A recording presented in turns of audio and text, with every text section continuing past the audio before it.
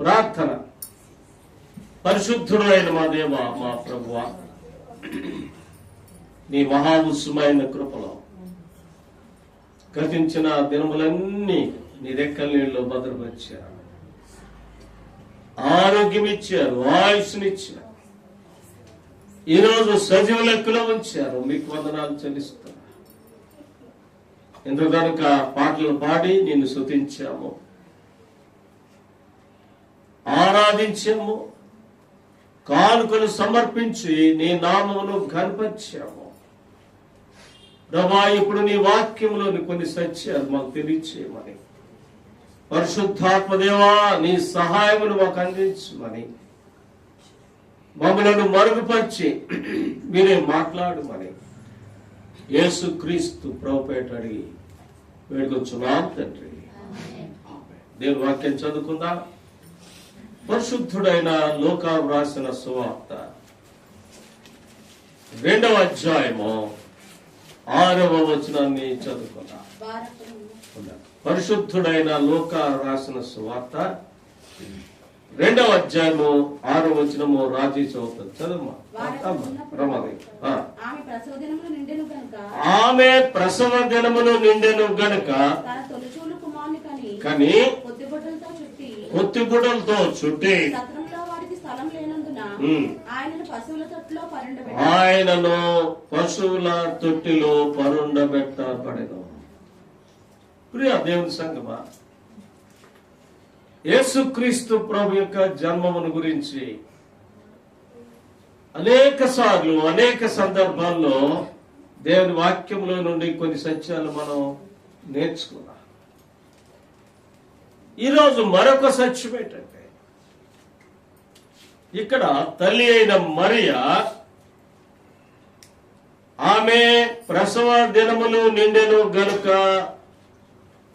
తన తొలుచూలు కుమారుని కని పొత్తి గుడ్డలతో చుట్టి సత్రములో వారికి స్థలము లేనందున ఆయనను పశువుల తొట్టిలో పరుండబెట్టబడెను. ప్రియులారి, సమయంలో సత్రములో స్థలము లేదు. ఎందుకు లేదు? అది ప్రజాసంఖ్య వ్రాసే సందర్భం. చరిత్రలో మీరు చూస్తే ఇదే మొదటిసారి జనసంఖ్య లేక ప్రజాసంఖ్య వ్రాయబడిన సందర్భం ఈ 2వ అధ్యాయంలో మనం చూస్తున్నాం. అప్పటి రాజు సీజర్ అగస్టస్, కైసర్ అగుస్తు అనే వాడిని దేవుడు ఆయనను ప్రేరేపించాడు. ఆ సందర్భంగా మరియా యోసేపులు ఎక్కడున్నారు? నజరేతులో నివాసం చేస్తున్నారు. నజరేతులో నివాసం చేస్తుంటే రాజైన కైసర్ అగుస్తు ఆజ్ఞాపించాడు, మీరు జనసంఖ్యలో మీ పేరు నమోదు చేసుకోనండి. మీరు ఎక్కడ పుట్టారో ఆ పుట్టిన స్థలానికి వెళ్ళి అక్కడే నమోదు చేసుకోండి. అక్కడేం రాయబడిందంటే, యోసేపు దావీదు వంశములోను గోత్రములో పుట్టినవాడు గనక తనకు భార్యగా ప్రదానము చేయబడి గర్భవతి అయ్యుండిన మరియతో కూడా ఆ సంఖ్యలో వ్రాయబడ్డకు గలిలయలో నుండి నజరేతు నుండి యోదేలోని బెత్లెహేము అనబడిన దావీదు ఊరికి వెళ్ళెను. వారు నజరేతులో నివాసం చేస్తున్నారు. నజరేతులో నివాసం చేస్తుండగా కైసర్ అగుస్తు ఆజ్ఞాపించాడు, మీ ఊర్లకు వెళ్ళి అక్కడ నమోదు చేసుకోండి. అక్కడికి వెళ్ళాలి అనంటే చాలా దూరం. అక్కడ ఒక ప్రయాణ సాధనాలు ఏంటి అనంటే నడకతో వెళ్తారు. కొంతమంది ధనవంతులైతే ఒంటెల మీద వెళ్తారు. పేదవారు అయితే గాడిదలు, అంటే అది కన్సర్ గాడిదలు, మ్యూల్స్ అంటారు. అవి చిన్నగా ఉంటాయి, ప్రయాణించడానికి అనుకూలంగా ఉండే గాడిదలు. ఆ గాడిద మీద మరియమ్మను ఎక్కించుకుని, గర్భవతి అయిన మరియను ఎక్కించుకుని ఆయన ఎక్కడికి వెళ్ళాడు అంటే యోదయ దేశం. మీకు బైబిల్ వెనకాల పటాలు ఉంటాయి, మీరు చూడండి. ఉత్తరాన గలిలయ దేశం ఉంటుంది, మధ్యలో సమరయ దేశం ఉంటుంది, దక్షిణాన యోదయ దేశం ఉంటుంది. గలిలయ దేశం నుండి యోదయ దేశం రావాలి అని అంటే సమరయ గుండా రావాలి. కానీ యూదులు ఆ సమరయలో ప్రయాణం చేయరు, వారితో సహవాసం చేయరు గనక చుట్టూ గలిలయ ప్రాంతం యొక్క ఆ ఒడ్డు నుండి ప్రయాణం చేసి దూరమైన యోదయ దేశానికి వస్తారు. ఇప్పుడు చదవండి, వారు అక్కడ ఉన్నప్పుడు, ఎక్కడ? నజరేతు నుండి యోదయలో నుండి బెత్లెహేమ్ అనే ఊరికి వచ్చినప్పుడు ఆమె ప్రసవ దినములు నిండెను గనక తన తొలుచూలు కుమారుని కని పొత్తిగుడంతో చుట్టి సత్రములో వారికి స్థలము లేనందున ఆయనను పశువుల తొట్టిలో పరుండబెట్టబడింది. పశువుల తొట్టి. చాలా మంది అనుకున్నట్టుగా కాదు ఆ పశువుల తొట్టి. నిజానికి బెత్లెహేములో కొన్ని సత్రాలు ఉన్నాయి.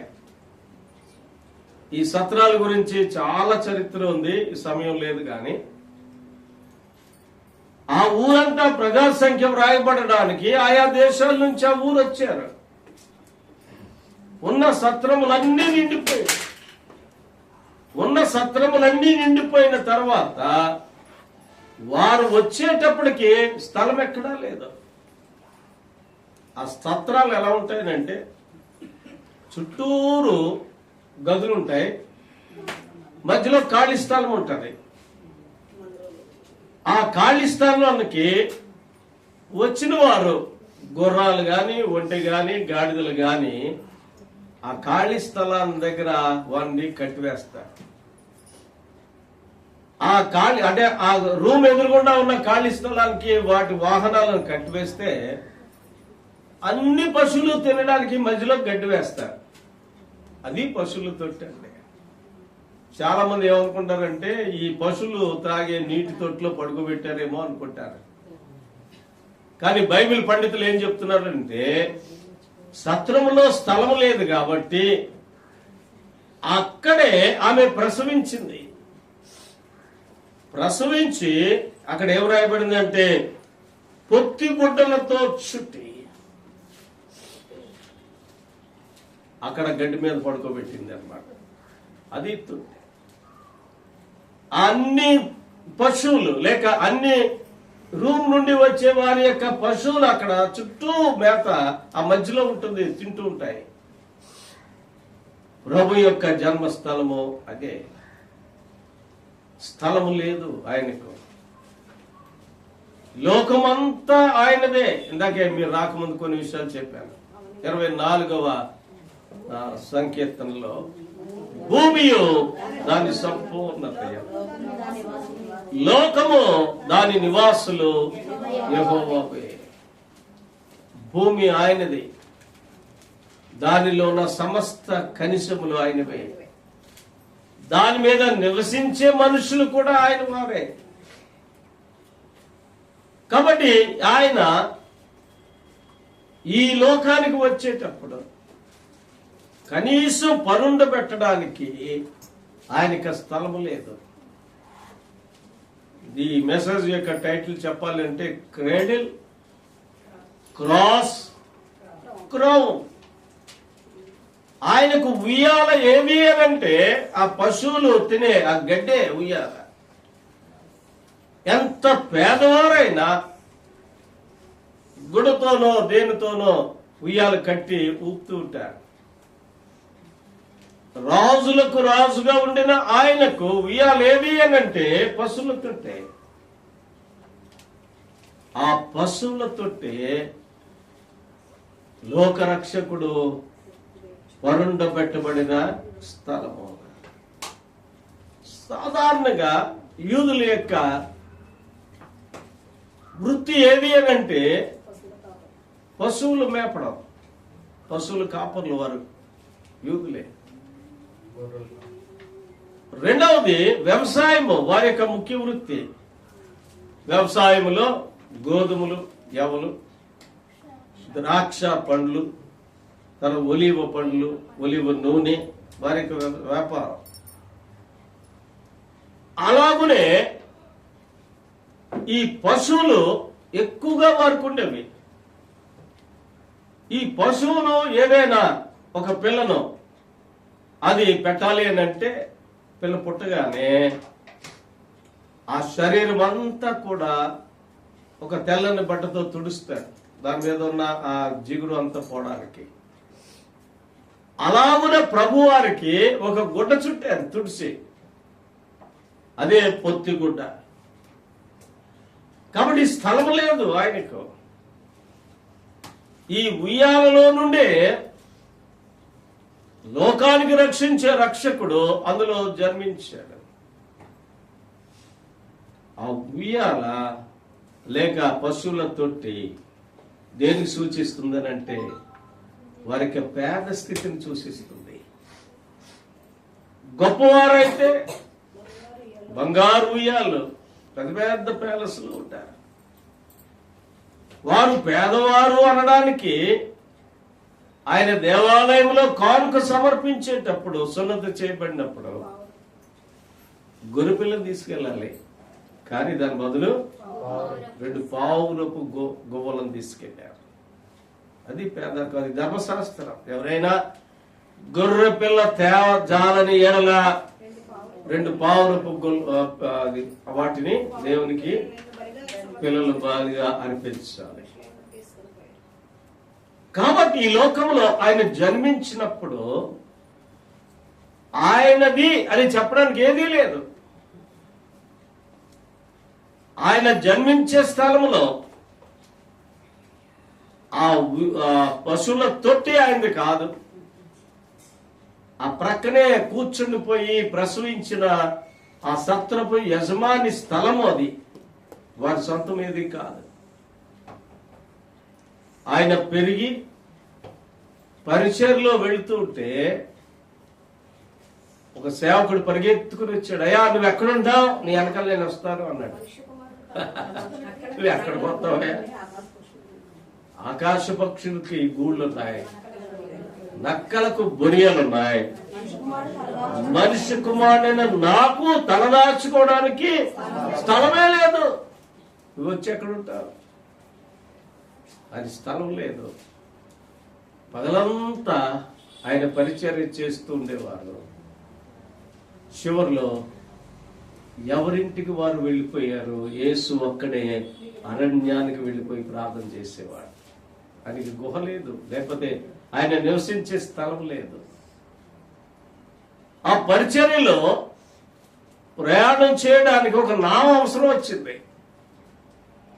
ఆ నావ ఎవరిది? పేతురుది.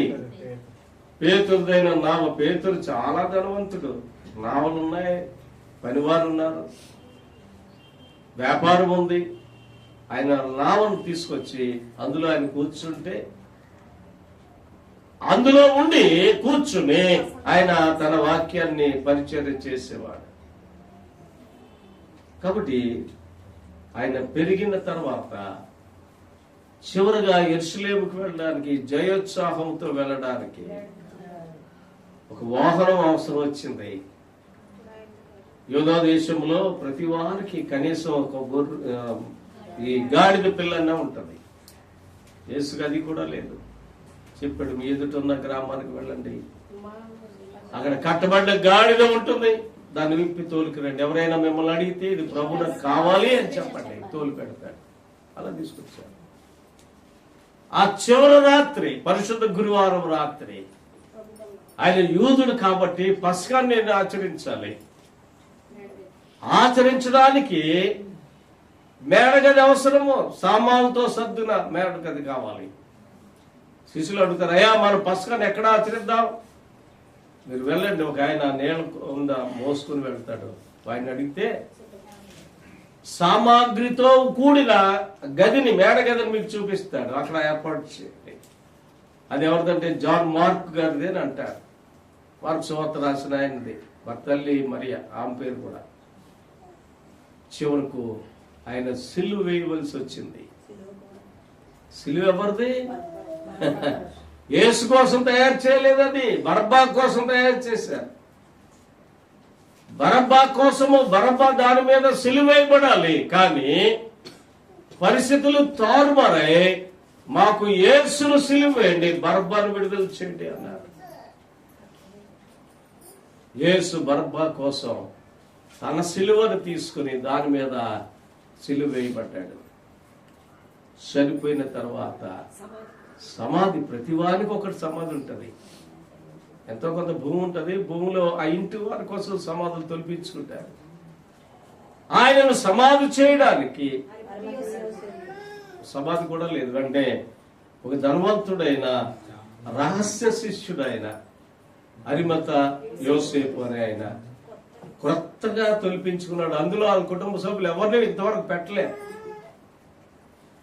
యేసు ప్రభు శరీరాన్ని దించి ఆ శరీరానికి కొంత ద్రావకాలు పూసి నార వస్త్రాలు చుట్టారు. మీకు బాగా అర్థం కావాలి అంటే ఏదైనా కార్న్ ఫ్యాక్చర్ అయితే సిమెంట్ కట్టేస్తారు కదా, అలా కూడా ప్యాక్ చేస్తారట శవాన్ని. సుగంధ ద్రవ్యాలతో మేళవించబడిన ఒక ఆయింట్మెంట్, జిగురు కలిగిన పదార్థాన్ని శరీరానికి పూసి దాని మీద నారపు వస్త్రాన్ని, ఇంగ్లీష్ లో లెనిన్ క్లాత్ అని ఉంటది. ఇప్పుడు లెనిన్ క్లాత్ అంటే పెద్ద కాస్ట్లీ. ఇప్పుడు ఆ నార వస్త్రాన్ని చుట్టారు ఆయనకి.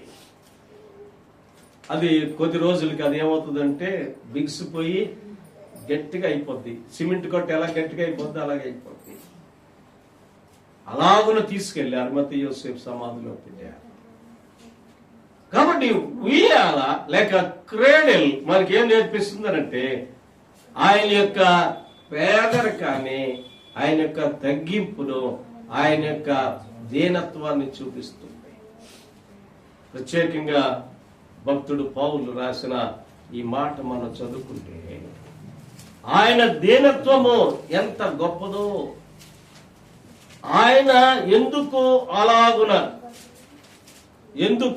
అలాగున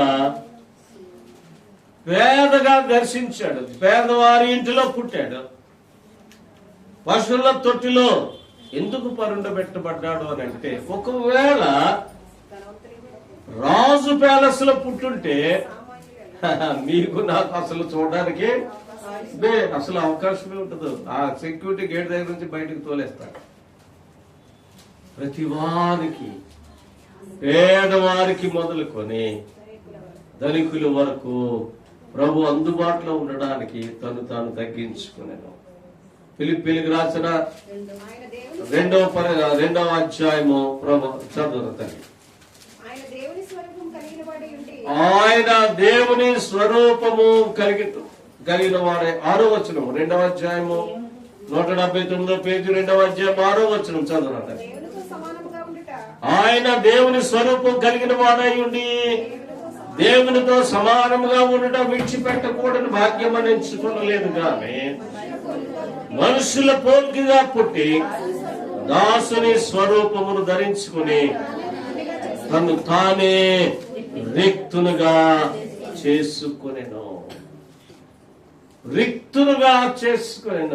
రిక్తుడు అంటే ఏమీ లేనివాడుగా చేసుకునేను. యేసు ప్రభు తన రిక్తుడుగా ఈ లోకములో ఆయన బ్రతికాడు. అదే పౌలు కొరింథీ సంఘానికి మాట చెప్పాడు. 163వ పేజీ తీయండి. కొరింథీలకు రాసిన పత్రిక 2వ పత్రికలో 7వ అధ్యాయము మరొకరు చదవంటారా 9వ వచనము. అరే 9వ వచనం రా తల్లి. 8-9 మీరు మన ప్రభు అయిన యేసుక్రీస్తు కృపను ఎరుగుతారు కదా. ఆయన ధనవంతుడయుండి మీరు తన దారిద్ర్యము వలన ధనవంతులు కావాలనని మీ నిమిత్తము దరిద్రుడు ఆయన. ఆయన ధనవంతుడయుండి మన నిమిత్తము, లోకము నిమిత్తము ఏమీ లేని వాడుగా రిక్తుడుగా అయిపోయాడు. రిక్తుడుగా అయ్యాడు. కారణం ఏంటి అనంటే మనలను ధనవంతులుగా చేయడానికి. అది కారణం. మనలను గొప్పవారుగా చేయడానికి, మనలను ఉన్నత స్థితిలో ఉండడానికి ఆయన తను తాను తగ్గించుకొనెను. క్రైస్తవ సూత్రం ఏంటి? క్రైస్తవ సూత్రంలో ఎవడైతే తగ్గించుకుంటాడో తను తాను తగ్గించుకొని వాడు హెచ్చింపబడతాడు, తను తాను హెచ్చించుకొని వాడు. కాబట్టి ప్రియులారా, క్రిస్మస్ అనగానే మనలో ఉందా? మనము అలాగున బ్రతకాలి. ఈ లోకంలో మనల్ని మనం తగ్గించుకోవాలి. ఆయన ఎంతవరకు తగ్గించుకున్నాడు అని అంటే శిలువ మరణం, అంటే అవమానకరమైన మరణం పొందినంతగా తను తాను తగ్గించుకుని శాపగ్రస్తుడిగా ఈ లోకంలో మారాడు. ఆయన ఏ పాపం చేశాడు? నాలో పాపం ఉన్నదని మీరు ఎవరు స్థాపిస్తారు? సవాలు చేశాడు. ఆయన జన్మము పవిత్రమైన జన్మ. ఆయన జన్మము ఏమాత్రము కళంకము లేనటువంటిది. కానీ లోక పాపములను మోసుకుని పోవు దేవుని గొర్రె పిల్లగా ఆయన ఈ లోకములో జన్మించెను. చూడండి, లూకా సువార్త మొదటి అధ్యాయమే, లూకా సువార్త మొదటి అధ్యాయమే. దేవదూత ఆయనకు ఆమె కనపడి 31వ వచనం, ఇదిగో అమ్మ నీవు గర్భం ధరించి కుమారుని కని ఆయనకు యేసు అని పేరు పెట్టుదు. ఆయన గొప్పవాడై సర్వోన్నతుడు కుమారుడు అనబడును. ప్రభు అయిన దేవుడు ఆయన తండ్రి అయిన దావీదు సింహాసనమును ఆయనకి ఇచ్చును. ఆయన యాకోబు వంశస్థులను యుగ యుగములు ఏలును. ఆయన రాజ్యము అంతము లేనిదయ్యుండునని ఆమెతో చెప్పెను దూత. అందుకు మరియా, నేను పురుషుని ఎరుగను దానినే, ఇది ఎలాగూ జరుగునని దూతతో అనగా, దూత చెప్తుంది పరిశుద్ధాత్మ నీ మీదకి వచ్చును, సర్వోన్నతుని శక్తి నిన్ను కమ్ముకొనును గనుక పుట్టబో శిశువు పరిశుద్ధుడై దేవుని కుమారుడు అనబడి. అండర్లైన్ చేసుకోండి. పుట్టబో శిశువు ఎవరు? పరిశుద్ధుడు, దేవుని కుమారుడై ఉంటాడు. నేను పురుషుని ఎరగని దానినే కుమారుడు ఎలా జన్మిస్తాడు? దానికి దోత చెప్తుంది, పరిశుద్ధాత్మ నీ మీదకి వస్తుంది, సర్వోన్నతుని శక్తి నిన్ను కమ్ముకుంటుంది. అదే పరిశుద్ధాత్మ. దేవుని శక్తి నిన్ను ఆవరిస్తుందమ్మా. పరలోకము నుండి పరిశుద్ధాత్మ దేవుడు నీకు తోడుగా ఉంటాడు. నీవు ఆయనను కమ్ముకోవడం వల్ల నీకు పుట్టబో శిశువు పరిశుద్ధుడై దేవుని కుమారుడు అనబడును. ఈరోజు మనం ఆరాధిస్తున్న దేవుడు ఎవరో తెలుసా? పరిశుద్ధుడు, పాపము ఎరగనటువంటి దేవుడు. పాపము నాలో ఉందని మీలో ఎవడు స్థాపిస్తాడని సవాల్ చేసిన దేవుడు. దేవదూత చెప్పింది ఆయన దేవుని కుమారుడు, ఆయన పరిశుద్ధుడు. అందుకనే పౌలు ఆయన అంటాడు, నేను పరిశుద్ధుడునై ఉన్న ప్రకారముగా మీరు మీరు మీరు పరిశుద్ధులై ఉండండి. మనం ఆరాధిస్తున్న దేవుడు పరిశుద్ధుడు. మన ప్రార్థనలు ఏమని మొదలెడతాం? పరిశుద్ధుడైన దేవా అని పిలుస్తాం.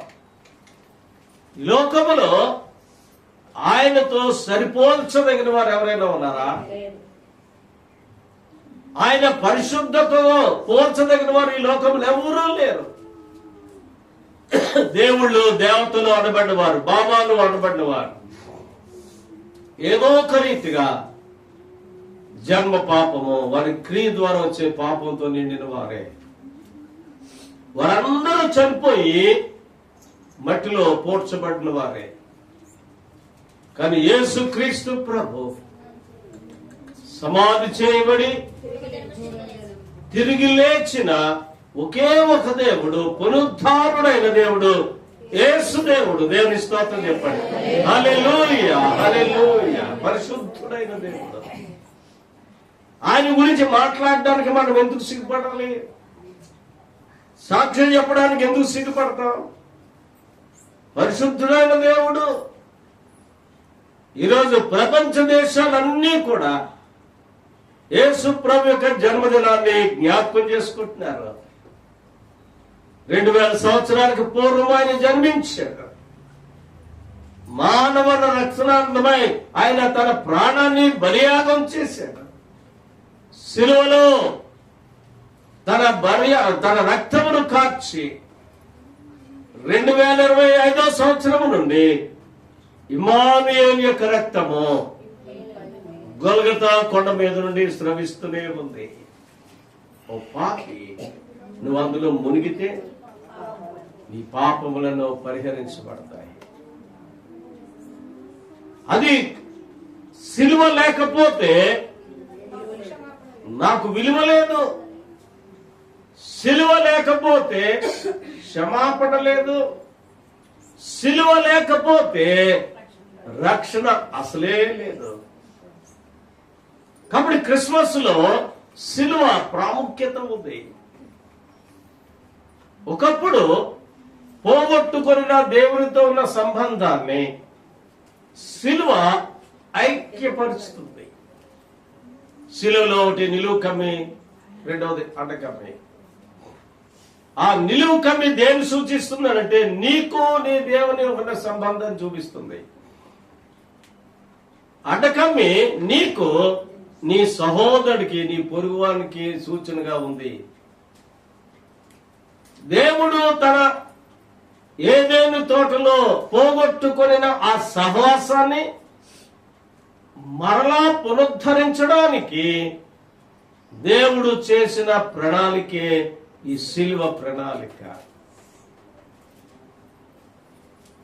Sin separated from God to man, whereas the cross reconciliation from God to man and man to man. పాపము దేవునిని నిన్ను వేరు చేసింది. whereas సిలువ దేవునిని నిన్ను ఐక్యపరిచింది.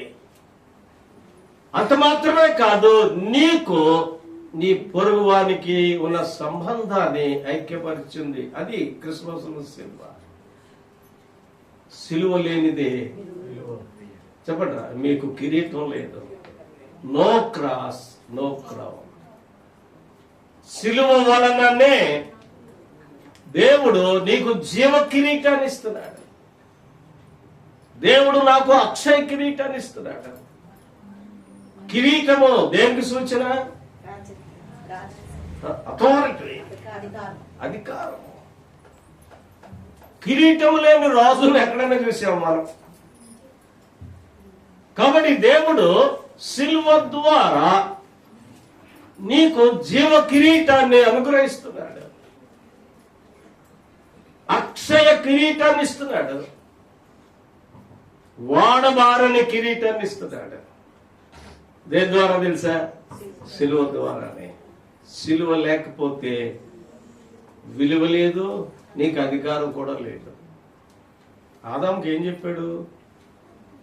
నీవు ఈ భూమిని ఏరండి, మీరు ఫలించి అభివృద్ధి పొంది విస్తరించి ఈ భూమిని లోబర్చుకోండి. కానీ ఇప్పుడు మానవుడు పాపం వల్ల పులిని చూసి పారిపోతున్నాడు, పాముని చూసి పారిపోతున్నాడు.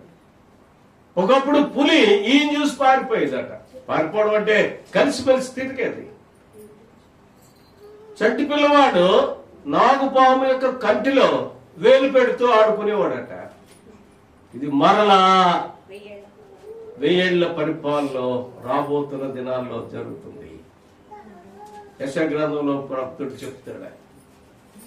అంటే ఆ ద్వేషము, క్రూరత్వం ఎందుకు వచ్చిందనంటే పాపం వల్లనే. అసలు వాటికి పేర్లు పెట్టింది ఎవరు? ఆదామే. ఇది పులి లేక ఇది ఏనుగు అని పేరు పెట్టింది ఎవరు? ఆదామే. అంత గొప్ప ఆధిక్యత దేవుడు ఆదాముకి ఇచ్చాడు.